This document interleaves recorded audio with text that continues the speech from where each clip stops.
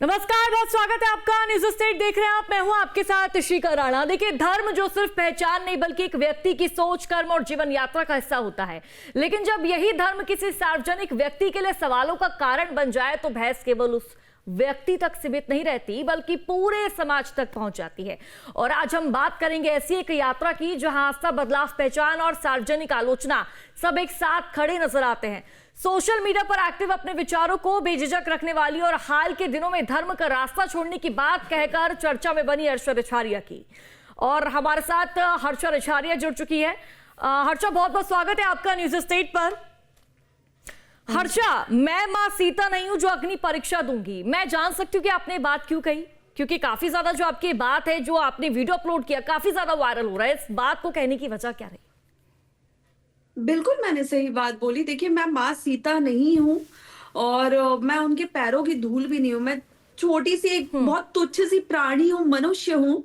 और जो पिछले 1 साल से मैं विरोधों का सामना, परीक्षाओं का सामना कर रही हूँ, परीक्षाएं दे रही हूँ, आगे बढ़ने के लिए, काम करने के लिए, मैं इससे ज्यादा और नहीं कर सकती।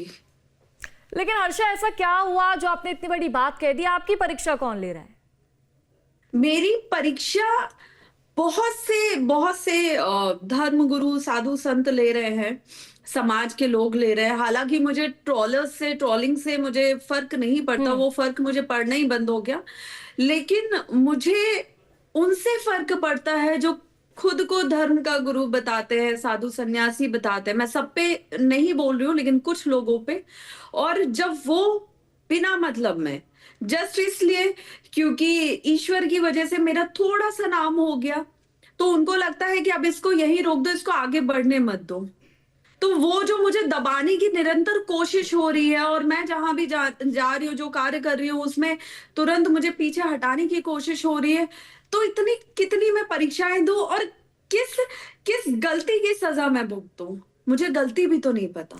लेकिन हमने हर्षा आपको देखा कि प्रयागराज के बाद से आपकी काफी ज्यादा वीडियो वायरल हुए। कई लोग ऐसे हैं जो कि आपको काफी ज्यादा पसंद भी करते नजर आए और आपके समर्थक भी काफी ज्यादा नजर आए। सोशल मीडिया में आपकी फ्रेंड फॉलोइंग की बात कर ले, एक्स पर देख ले, कहीं भी देख ले, चारों तरफ हर्षा रिछारिया काफी ज्यादा वायरल हुई है। ये वही हर्षा रिछारिया रही जो कहीं ना कहीं युवाओं को, जो बच्चे हैं, उनको ये कहती नजर आई कि हमेशा धर्म के मार्ग पर चलो। लेकिन आज वही हर्षा रिछारिया धर्म को त्यागने की, छोड़ने की बात कह रही है। ऐसी क्या वजह हर्षा? मैं धर्म नहीं छोड़ रही, मैं धर्म का प्रचार छोड़ रही हूँ। मैं लेकिन धर्म क्यों? नहीं बदल रही हूँ। अब कुछ टाइम पहले यही आपकी चीजें वायरल हो रही थी कि आप बोल रही थी कि अब धर्म के रास्ते पर चलो, धर्म के मार्ग को अपना के चलो, सब कुछ अच्छा होगा, मन में शांति आएगी, सुख आएगा। उसके बाद अब ऐसी बातें क्यों? देखिए, मैंने बहुत हद तक करने की कोशिश की, मैं उसी रास्ते पे चल रही थी, मैं बराबर ये चीज सबको बोल रही थी। लेकिन एक बहुत प्रैक्टिकल सी बात मैं आपको बोलती हूँ कि सोशल मीडिया से किसी की जिंदगी नहीं चलती है। आप वास्तविकता में ग्राउंड पे क्या काम कर रहे हो, वो ज्यादा महत्वपूर्ण होता है। मैं सोशल मीडिया पे ही अकेले ज्ञान देती रहूंगी और मैं नीचे उतर के, ग्राउंड पे उतर के काम नहीं करूंगी, तो बताइए क्या मेरा सोशल मीडिया का ज्ञान पर्याप्त तो होगा? और क्या वहां की फॉलोइंग पर्याप्त तो होगी? लेकिन हर्षा, ये आप बताइए, सनातन के मार्ग पर आप चलने की बात कह रही थी, लेकिन क्या वजह, क्या कौन परेशान कर रहा है, कौन तंग कर रहा है? जरा नाम आप खुल के बता दीजिए हमें। क्योंकि ऐसा तो मुझे लग नहीं रहा कि सनातनी आपके साथ नहीं खड़े। हर एक सनातनी भाई बहन, हर एक सनातनी युवक या फिर युवती आपके साथ जरूर खड़े होंगे।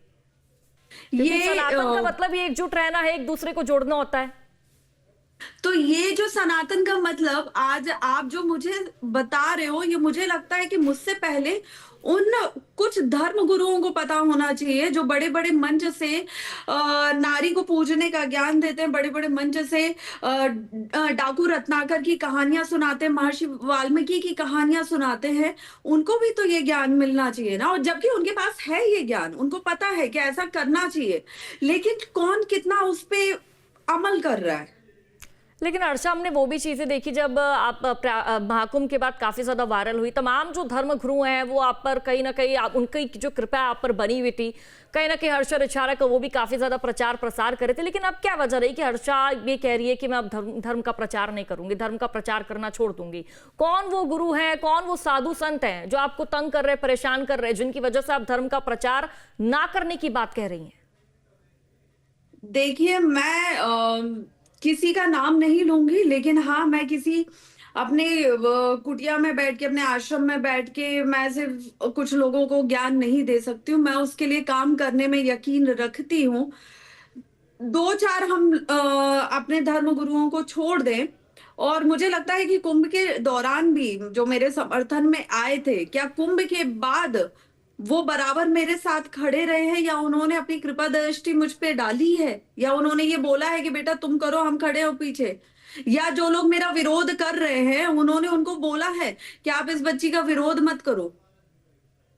लेकिन क्या अर्षा, हमने हुआ ये है? भी देखा कुछ नहीं हुआ ना, है। जब आपने प्रचार प्रसार किया, आपने लोगों को कहा, जागरूक किया कि धर्म के रास्ते पर चलो, धर्म के रास्ते पर आगे बढ़ो, कहीं ना कहीं बहुत सारे लाखों की संख्या में, हजारों की संख्या में लोग ऐसे हैं जो आपसे इंस्पायर हुए हैं, लेकिन अब आप धर्म का प्रचार नहीं करेंगी तो उन लोगों का क्या होगा?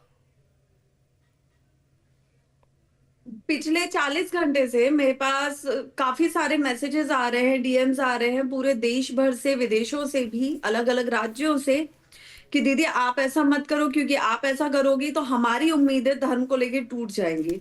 लेकिन मैं सच बताऊं आज आपको, आपके चैनल पे बैठ के, कि जो नाउम्मीदगी मेरे अंदर है, जो तकलीफ मेरे अंदर है, उसके बाद मुझे लगता है कि आज की युवा को, आज की बेटियों को धर्म के रास्ते पर अगर आगे बढ़ना है तो आप बस अपने घर पे पूजा करो, क्योंकि जब आप समाज में धर्म का ध्वजा लेके धर्म की आगे बढ़ोगे, तो जितना आप आगे जाते जाओगे उतना आप कुछ धर्म गुरुओं की, कुछ संतों की नजर में खटकते जाओगे, और उतना फिर आपको परेशानियों का सामना करना पड़ेगा।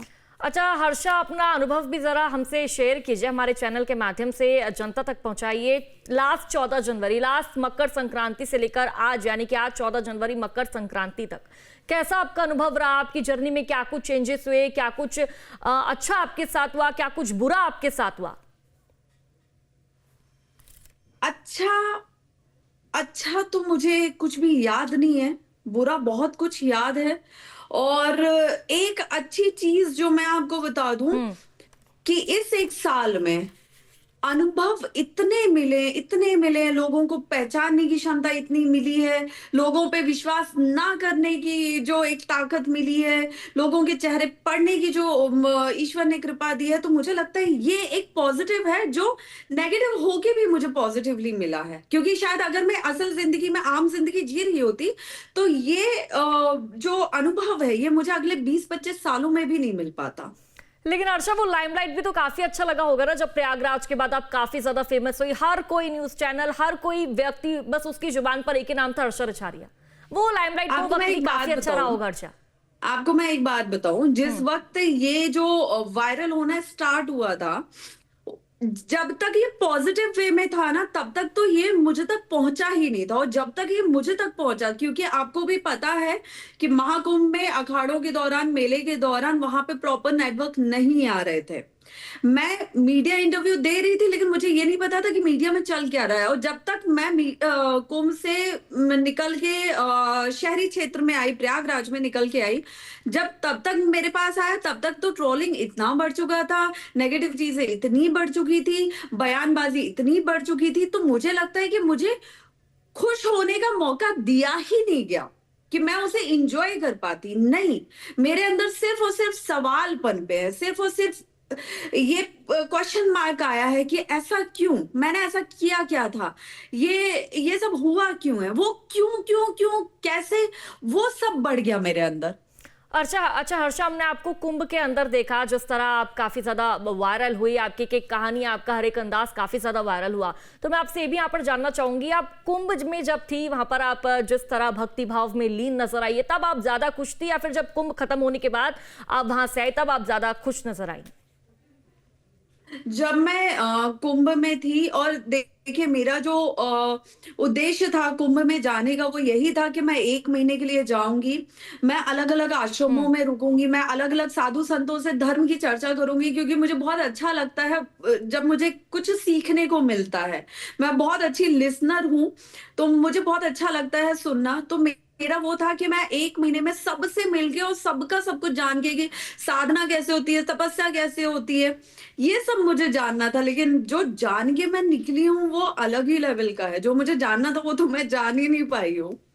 ठीक है, अच्छा जरा ये भी बताइए कि आप अब महाकुंभ की जर्नी में रही, ठीक है, कुछ साधु संत ऐसे हैं जिनके प्रति आपके अंदर गुस्सा है, रोष है, शिकायतें हैं जिनसे, लेकिन कुछ साधु संत ऐसे भी होंगे हर्षा जिनके साथ आपने काफी अच्छा महसूस किया होगा, उन्होंने आपको हमेशा ही हाथ पकड़कर आगे बढ़ाया होगा, आपके साथ खड़े होंगे, ऐसे भी साधु संत होंगे हर्षा? ऐसे साधु संत हैं, 2 या 4 नाम होंगे जिनके नाम मुझे पता है कि हाँ ये 4 लोग हैं जो मुझे सपोर्ट कर रहे हैं पीछे से। बाकी हमारे उन चैनल के 4-5 माध्यम के से अलावा बता कोई सकती नहीं हैं है। हर्षा कौन से वो साधु संत है, नाम बता सकती हैं आप? नहीं, वो नहीं चाहते कि मैं उनका नाम बताऊं। अच्छा, तो आगे का अब क्या प्लान रहने वाला? अब हर्षा रिछारे ने क्योंकि कह दिया है कि अब मैं प्रचार प्रसार नहीं करूंगी धर्म का, तो आगे की हर्षा की जर्नी कैसे रहने वाली है? देखिए, मैं कोशिश यही कर रही हूँ कि क्योंकि एक सवाल जो लोगों ने मैसेज कर करके मेरे मन में कल रात से पैदा कर दिया हम्म। है कि आज तो जाने का फैसला मेरा अकेले का है, लेकिन मेरे साथ जो इतने लोग जुड़ गए हैं, जो मुझे अब पता चल रहा है अपने बयान को देने के बाद, अब जो लोगों की बातें मुझ तक पहुंची, जो उनके मैसेज, उनका प्यार मुझ तक पहुंच रहा है कि दीदी आप ऐसा मत कीजिए, ये वो, तो मुझे लग रहा है कि अगर मैं इतनी हताश होके गई, तो वो लोग जो धर्म से जुड़ना चाहते हैं, जो धर्म में आस्था रखते हैं, उनकी उम्मीदों का क्या होगा? तो मैं अभी भी ये चाहती हूँ कि चीजें ठीक हो जाए और ऐसा कुछ ना हो, लेकिन लेकिन हर्षा एट द चीजें एंड ठीक मैंने अपनी कैसे तरफ से होंगी? पूरी कोशिशें की है। चीजें कैसे ठीक होंगी? आप कह रही है चीजें ठीक हो जाए, चीजें ठीक कौन चीजें तब करेगा? ठीक होंगी जब हमारे जो माननीय, सम्माननीय, पूजनीय संत हैं, वो ये जो बिना मतलब का मुझसे द्वेष पाल रहे हैं, उसको वो खत्म कर देंगे। लेकिन हर्षा, आपने एक बयान ये भी दिया था कि धर्म का प्रचार प्रसार नहीं करूंगी, कहीं ना कहीं इसको त्याग रही हूँ, लेकिन एक विद्रोही मानसिकता का भी आपने जिक्र किया था। वो क्या विद्रोही मानसिकता है, वो जरा आप बताइए। बिल्कुल है। देखिए, जब कोई भी बच्चा, आप किसी बच्चे को जब स्कूल में भेजते हो ना, और कोई एक टीचर भी, आपने ये चीज कभी नोटिस की होगी, कोई एक टीचर भी उस बच्चे को हमेशा अननेसेसरी डांटता मारता रहता है, बिना वजह उसको चिल्लाता है, तो उस बच्चे के दिमाग में ये फिट हो जाता है कि सारे टीचर्स ऐसे ही हैं, और वो बच्चा टीचर से चिढ़ने लगता है, उस नाम से भी चिढ़ने लगता है। तो वैसी ही एक विद्रोही मानसिकता की मैंने बात की थी कि जब मैं मौनी अमावस्या पे निकलूंगी और इसका पूरी तरह प्रचार का त्याग करूंगी, उसका विराम दूंगी और वापस अपने एंकरिंग में वापस जाऊंगी, तब मेरी एक मानसिकता होगी, जिन संतों का आशीर्वाद मैं बचपन से चाहती थी कि संत को मानना चाहिए, इनको पूजना चाहिए, सब वो उस हर चीज का मैं त्याग करूंगी, और मैं कभी किसी को नहीं बोलूंगी कि आप संत को मानो, आप संतों की पूजा करो। तो मतलब हर्षा, अब आगे का क्या रहने वाला है? क्योंकि अब धर्म का प्रचार प्रसार तो आप मना ही कर रही है कि धर्म का प्रचार प्रसार नहीं करूंगी, तो आगे की जर्नी क्या रहने वाली है? क्या मॉडलिंग में फिर से वापसी होने वाली है आपको? पहली मतलब चीज, मैं मॉडलिंग नहीं करती थी। आप आने वाले दिनों में आपको एंकर या फिर इन्फ्लुएंसर क्या कह के बुलाएंगे? बिल्कुल, अगर मैं एंकरिंग स्टार्ट करती हूँ, एक्टिंग स्टार्ट करती हूँ, तो आप मुझे देश में विदेश में वापस काम करते हुए देखेंगे, और वापस हर्षा रिछारिया के चेहरे पे बिना टेंशन की शायद बहुत बड़ी स्माइल देखेंगे। हर्षा, क्या हम ऐसा भी समझ सकते हैं कि आने वाले दिनों में हर्षा बिग बॉस पे नजर आएगी? यही सब आरोप तो मीडिया ने, सोशल मीडिया ने पिछली बार लगाए थे, उसका क्या हुआ? हर्षा रिछारिया यही है ना। नहीं, सीजन तो हर साल आता है बिग बॉस का, क्या इस साल हम देख पाएंगे आपको? देखिए, मैंने उसके बारे में ना तो पहले सोचा था, ना तो अब सोच रही हूँ। मुझे मेरा एंकरिंग का काम, क्योंकि मुझे लगता है उसमें जाके और ज्यादा मैं स्ट्रेस में चली जाऊंगी। वहां जितनी बहस होती है, लड़ाइयां होती हैं, उससे मुझे दूर ही रखिए अभी। मतलब अभी दूर दूर तक हर्षा का कोई मूड नहीं है बिग बॉस में जाने का? नहीं नहीं, ऐसा कुछ भी नहीं है।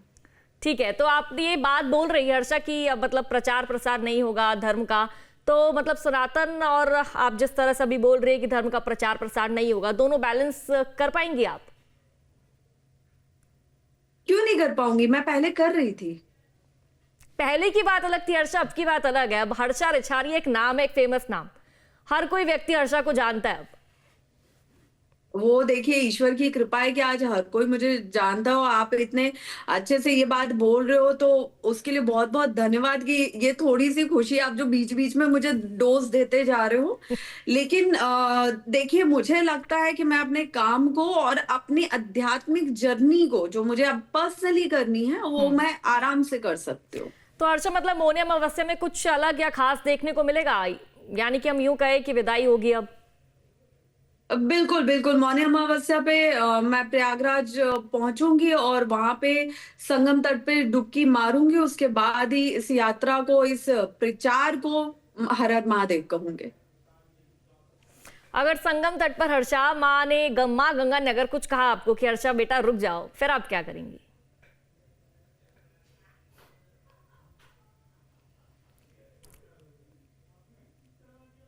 हर्षा सोच में पड़ गई। बहुत भावुक लग रही है हर्षा आप।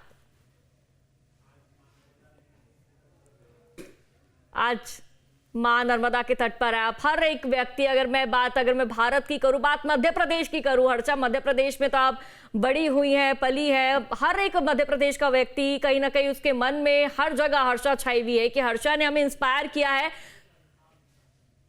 एक एक आपके आंसू का हिसाब चाहता है हर्षा हिंदुस्तान। बोलिए हर्षा, बोलिए। पूरा देश आपको सुन रहा है, मध्य प्रदेश की जनता आपको सुन रही है स्पेशली। क्या वजह हर्षा, क्या वजह है? जी आज जब मैंने माँ नर्मदा में डुबकी मारी तो बोलिए। एक जब बेटी थक जाती है ना मानसिक तौर पे, तब उसे सबसे पहले उसकी मन में एक शब्द आता है जो होता है माँ। आज जब मैंने डुबकी मारी तब मेरा एहसास ऐसे ही था कि बस मैं आंख बंद करके और बस बोल रही हूँ कि माँ अपनी गोदी में लिटा लो, और उन्होंने मुझे गले से लगा लिया। और जब आपने माँ गंगा का बोला तो एक माँ शब्द से अलग ही लगाव होता है। बिल्कुल। तो मुझे नहीं पता कि माता रानी मुझसे क्या चाहती है, मुझे नहीं पता मेरे महादेव मुझसे क्या चाहते हैं, लेकिन अगर उन्होंने ये चाहा कि आगे मुझे इसी पथ पे काम करना है तो जाहिर सी बात है ये जितने विरोधी मानसिकता के लोग हैं उनको वो अपने आप ठीक करेंगे, उनको वो अपने आप सही सद्बुद्धि देंगे। बिल्कुल हर्षा, महादेव सबको सद्बुद्धि देंगे। लेकिन यही तो बात मैं कह रही हूँ हर्षा, मैंने अभी माता का नाम लिया, माँ नर्मदा का, माँ गंगा का नाम लिया तो आप इतनी भावुक हो गई। कैसे आप सनातन धर्म के लिए प्रचार प्रसार करना छोड़ेंगी हर्षा? मतलब आपको भी लगता है कि मैं ऐसा नहीं कर पाऊंगी? हर्षा, जो एक बार सनातन के पथ पर चल जाए तो सनातन का प्रचार प्रसार करना उसके लिए बहुत मुश्किल हो जाता है। मुझे तो नहीं लगता हर्षा कि आप छोड़ पाएंगी। आप हार के नहीं हर्षा, आप जीत के जाएंगी। आई जस्ट होप कि आपके शब्द मुझ पे काम करें। आई जस्ट होप कि सब ठीक हो जाए, बाकी देखते हैं ईश्वर क्या चाहते हैं। ठीक है हर्षा, तो बहुत बहुत शुक्रिया आप न्यूज़ स्टेट के साथ जुड़े। आपने तमाम अपने जो विचार है न्यूज़ स्टेट के समक्ष रखे। जनता जनार्दन आपको सुन रही है, आपको पूरा देश देख रहा है, हिंदुस्तान देख रहा है। अब महादेव ही देखेंगे आगे क्या होगा। हर्षा, आपका बहुत बहुत शुक्रिया। आपके मोबाइल पर तुरंत आएगी ब्रेकिंग न्यूज। स्क्रीन पर सबसे पहले दिखेगी बड़ी खबर। देश दुनिया की हर खबर एक जगह। अब आपके मोबाइल पर तुरंत फटाफट इंस्टॉल कीजिए न्यूज़ नेशन ऐप और रखिए खुद को अपडेट।